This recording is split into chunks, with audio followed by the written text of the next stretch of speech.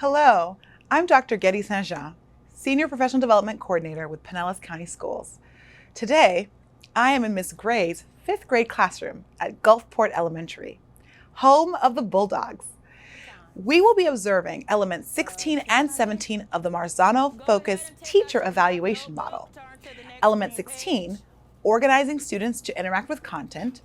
Element 17, establishing and acknowledging adherence to rules and procedures. Let's take a look. While you're waiting for us to come around to the top, go ahead and write today's date, and then you're going to write use place value to round multi-digit numbers with decimals. It is clear that standards-based planning has taken place. Scaffolding is evident through multiple anchor charts hung around the room and are being utilized by students to deepen their understanding of the content. Watch how Ms. Gray uses a strategy call and response to do a quick reteach before moving to rotations.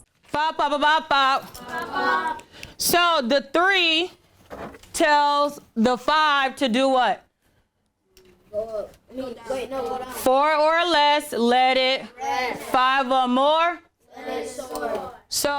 She also prepares and organizes the groups to interact with the content through station teaching using the acronym MATH.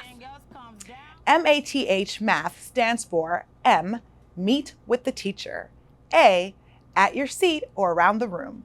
T, technology. And H, hands-on with teacher assistant. The teacher is applying element 16 by organizing students into appropriate groups to facilitate the learning of content.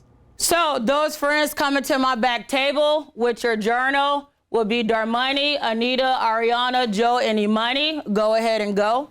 At this point in the lesson, Ms. Gray explains the practice and independent groups and the use of anchor charts around the classroom. Notice how she differentiates by giving the students choice in the complexity of solving the math problem while away from her. So if you look around the room, you will see various anchor charts. So go ahead and look around the room. Look like this, okay? After working with a small group, she walks around to monitor student engagement and check for understanding. Ms. Gray works with one student to clarify understanding. The nearest whole number? It's closest to the what?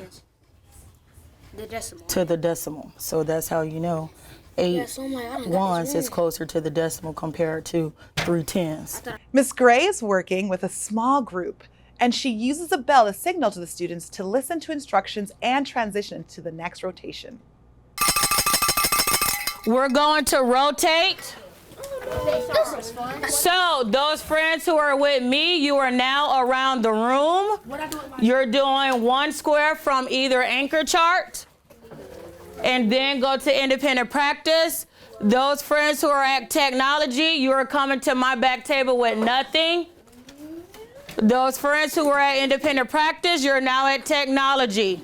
I'm ready in 5, 4, 3, 2, 1, 0.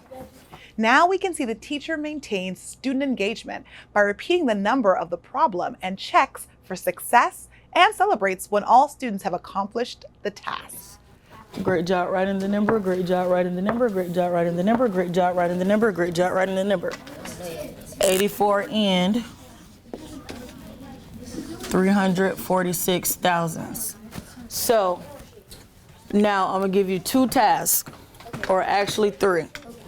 I want you to round it to the nearest whole number. I want you to round it to the nearest 10th.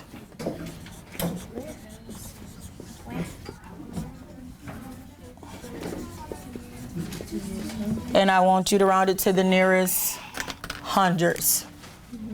Watch here as Ms. Gray rings the bell to signal the students to clean up and close out the lesson with an exit ticket. As we know, every good lesson ends with a formative assessment. Go ahead and clean up your desktop. If you have a laptop, return it to the cart. You all can put this in your binder. Clear everything off of your desktop for you can do your exit ticket.